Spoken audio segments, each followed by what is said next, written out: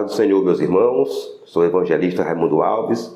Estou aqui para mais uma pré-aula da lição de adultos da Escola Bíblica Dominical. Esse projeto visa trazer, mesmo que de forma resumida, um reforço pedagógico, teológico, para todos aqueles que atuam na nossa querida EBD. Neste trimestre, nós estamos estudando sobre a divindade e a humanidade de Jesus, tendo como base aí o Evangelho escrito por João. Então pegue sua Bíblia, pegue sua revista, pegue sua caneta, seu material de anotações e vamos para a nossa pré-aula. E na lição de hoje, estudaremos a lição de número 4, que tem como tema Jesus, o Pão da Vida. A leitura bíblica está em João, no capítulo 6, do versículo 1 ao 14, que narra ali o episódio da multiplicação dos pães e peixes, que alimentou mais de 5.000 pessoas. O objetivo geral dessa lição é mostrar, ensinar que existe solução para as necessidades espirituais da humanidade. O problema que essa lição visa corrigir são as soluções erradas que os seres humanos tentam e inventam a fim de suprir as suas necessidades espirituais. E para a gente entender melhor, o autor dividiu essa lição em 3 partes.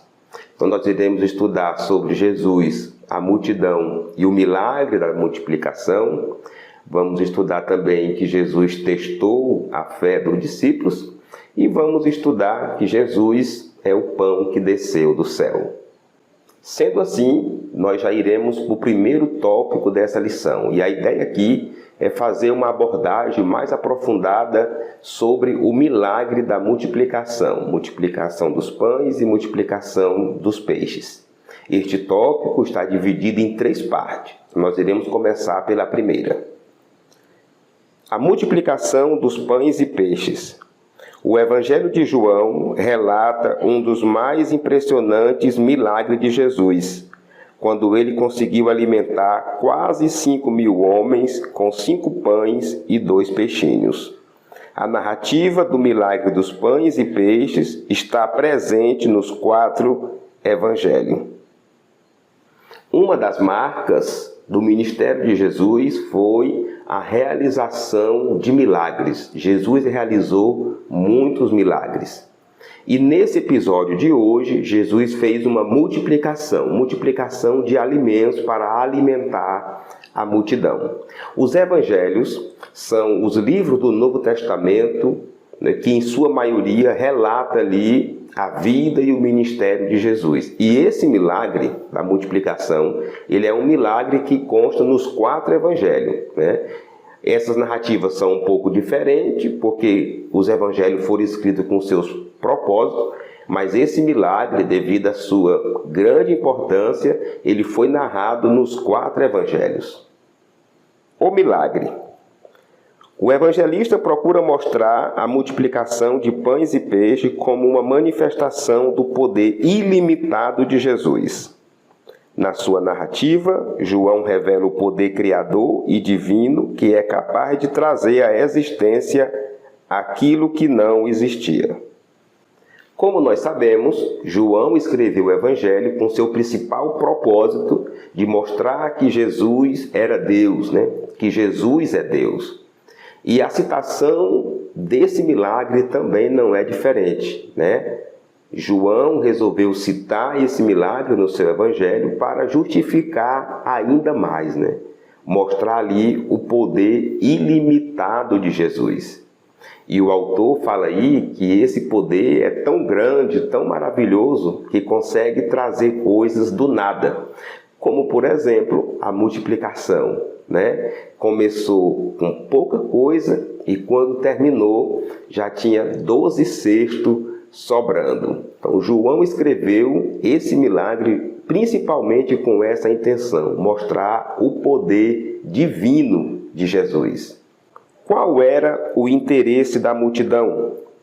Jesus percebeu que a multidão o seguia devido aos milagres e curas que realizavam, mas não para escutar a sua mensagem.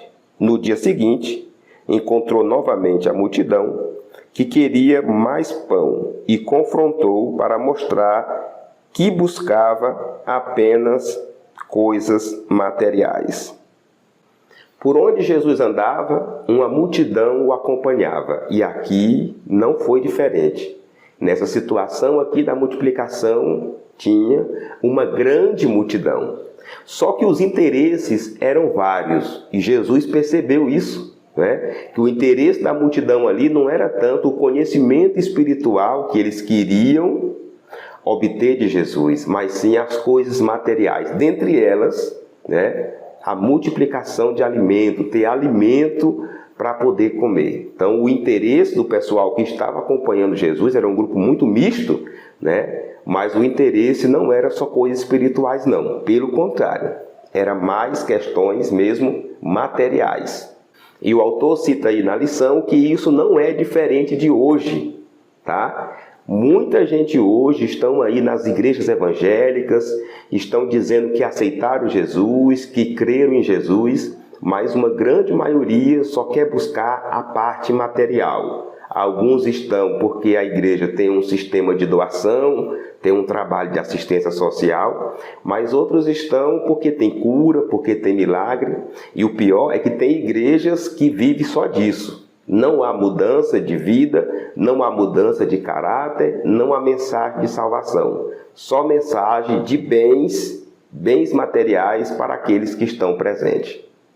Vamos então concluir aqui o primeiro tópico. Nós estudamos aqui que Jesus realizou aquele milagre e este milagre foi citado nos 4 evangelhos.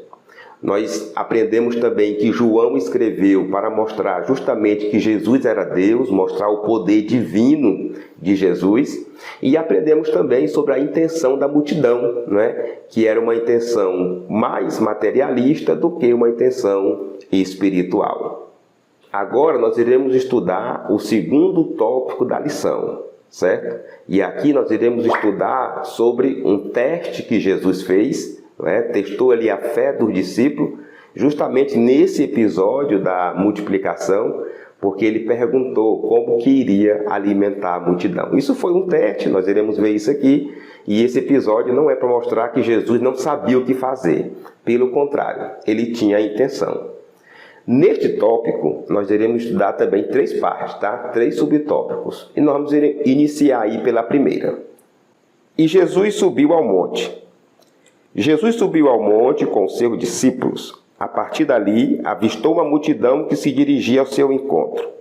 Por isso, decidiu testar um dos seus discípulos, Filipe, perguntando-lhe: onde compraremos pão para que estes comam? Todo o relacionamento de Jesus com seus discípulos estava sempre fundamentado em um ensinamento. Jesus estava em uma região montanhosa. O autor fala aqui na lição que não se sabe descrever que monte era aquele, qual o nome daquele monte, até porque também pouco importa. Mas Jesus subiu ao monte e ele usava isso como estratégia para poder facilitar a sua voz chegar até as pessoas, né? E ele viu uma grande multidão. E vendo aquela grande multidão, resolveu testar um dos seus discípulos, né? Chamou Filipe e perguntou como que nós iremos alimentar essa multidão.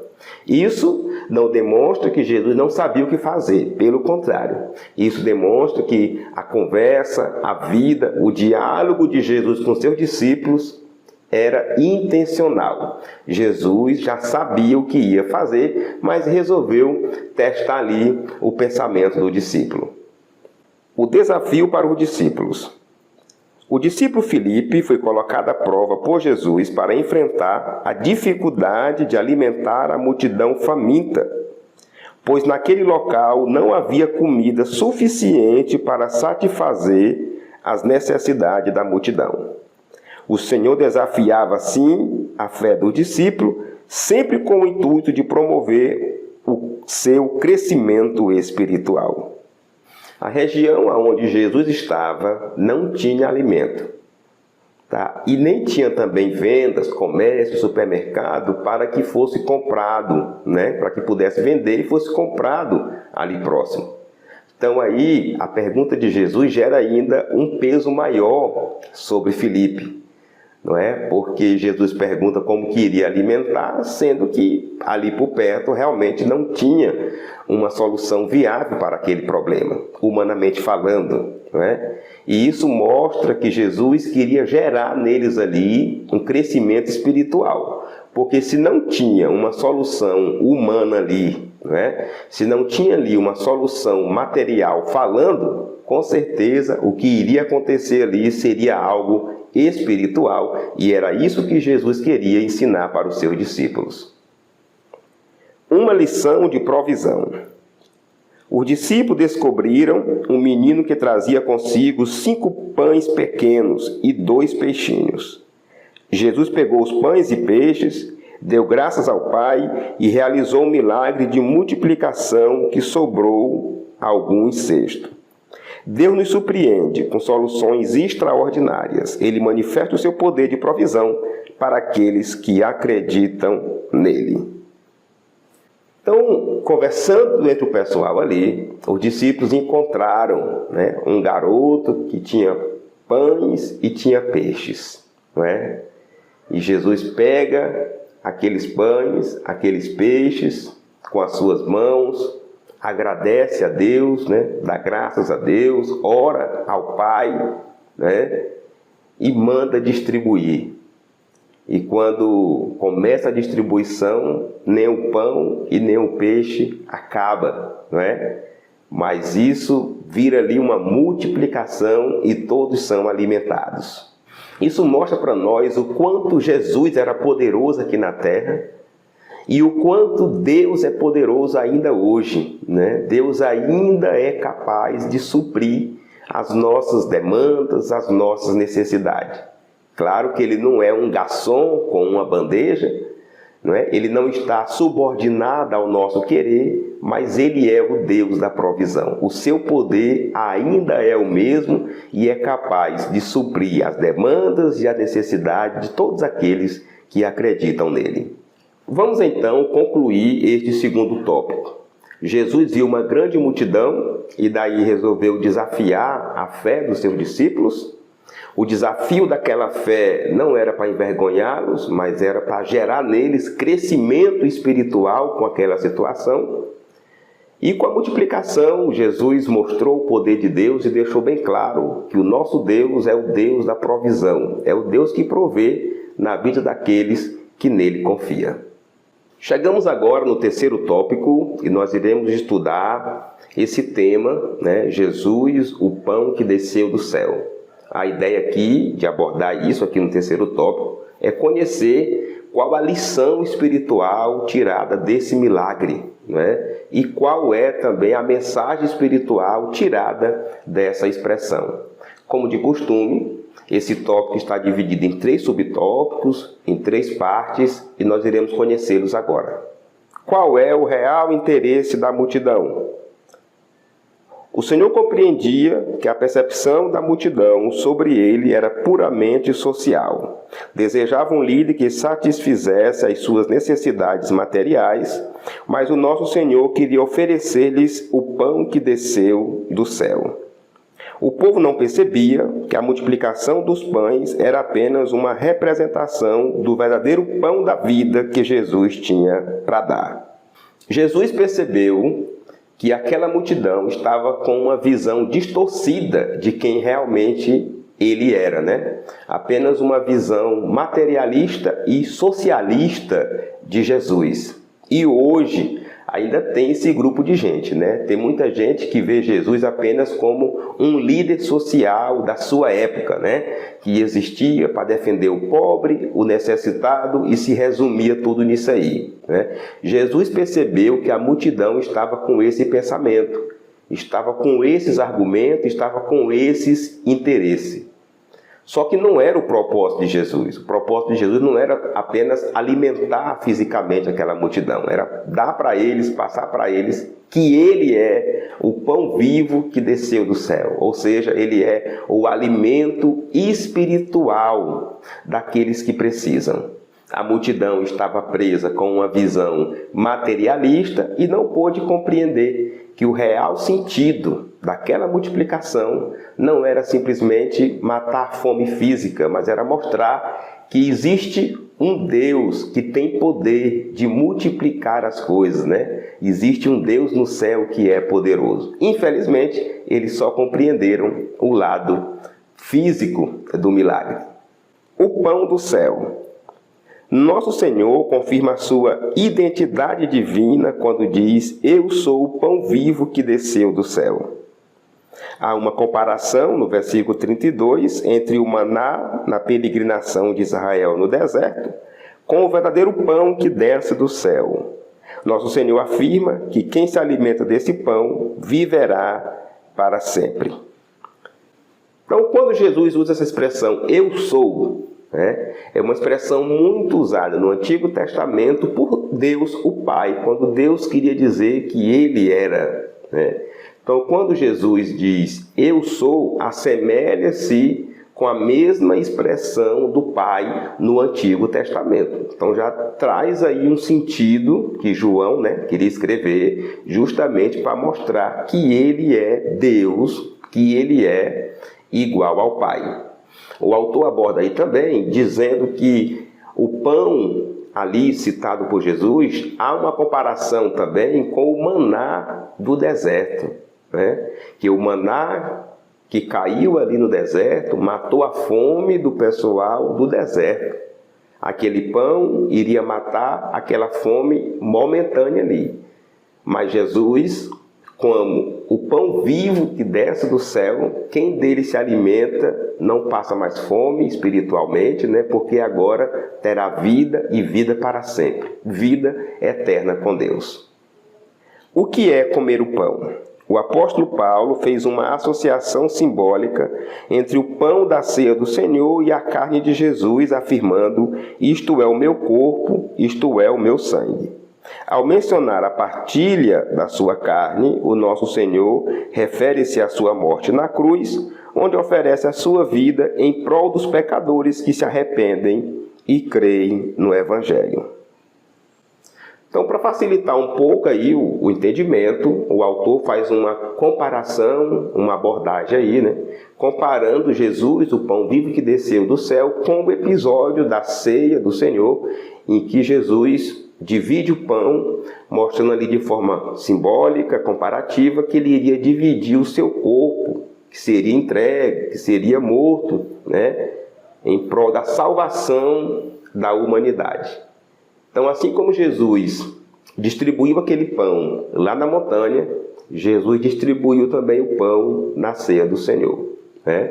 Assim como Jesus é o pão vivo que desceu do céu, o seu corpo, que representa este pão, pode gerar vida, uma vida que vem do céu, uma vida espiritual, é gerada naqueles que creem em Jesus, que vive segundo a sua palavra, que entrega a sua vida, e assim se alimenta deste pão.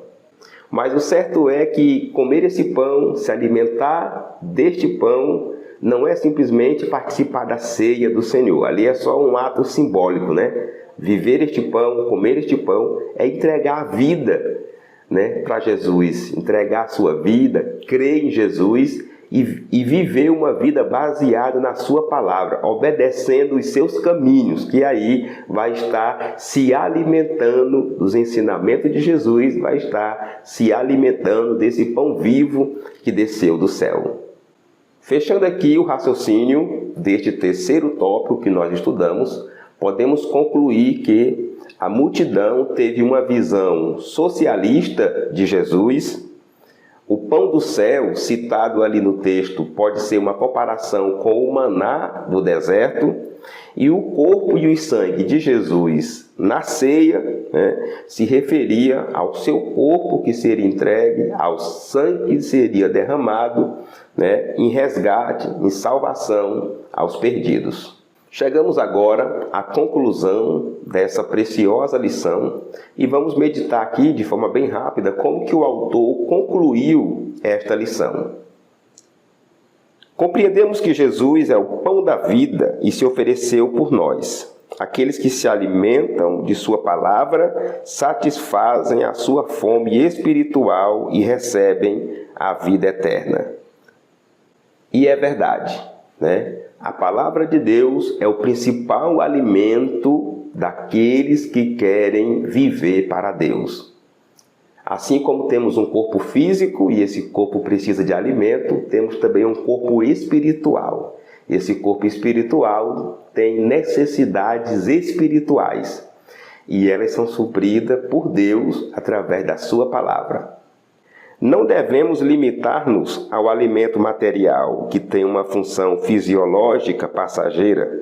Aspiremos, portanto, ao alimento celestial que proporciona vida em abundância eternamente. Então, o maior benefício de crer em Deus, de crer em Jesus, é ter esse alimento espiritual. É saber que esse alimento vai nos levar para a vida eterna com Deus. Gostamos de coisas materiais, queremos veículo, queremos emprego, queremos uma casa para morar. Tudo isso faz parte da vida. Mas o principal foco do crente, o principal alimento do crente, é esse pão vivo que desceu do céu. São as coisas espirituais, né? E Jesus é esse pão vivo que desceu do céu, que complementa, que completa, né, todas as nossas necessidades espirituais. Todas as necessidades espirituais de todos os seres humanos, de todos aqueles que nele creem. Vamos agora para a aplicação dessa lição. Essa lição pode ser aplicada para corrigir problemas de heresias que tentam dizer ou tentam provar que Jesus não era Deus. Com esse milagre, nós vimos aí, né, que ele tinha o mesmo poder do Pai, o mesmo poder de Deus. Também para corrigir atitudes erradas de pessoas que creem em Jesus e só querem um milagre. Não é? Estão aí nas igrejas evangélicas, mas só querem o milagre. Não querem a palavra de Deus, não querem mudar de vida, não querem o verdadeiro fruto da salvação.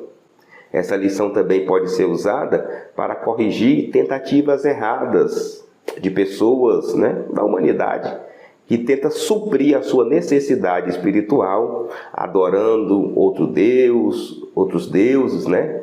Adorando animais, criando seus ídolos, criando e buscando outros meios para tentar suprir a sua necessidade espiritual.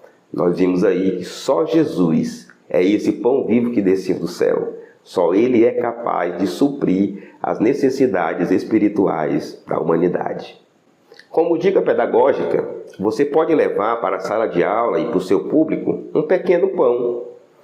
E você pode distribuir esse pão para os irmãos se alimentar e perguntar se matou a fome deles, né? Com certeza não vai matar, porque um pão para muita gente. Então aí você pode usar isso como lição e dizer que aqui, assim como aquele pequeno pão não mata a fome de muitas pessoas, as coisas materiais não matam a fome, não supre a necessidade espiritual da humanidade. Só Jesus é o pão que supre as necessidades espirituais de todos os seres humanos. E assim concluímos a nossa pré-aula. O propósito aqui é fazer uma abordagem bem resumida, bem direta, para lhe ajudar a entender a lição.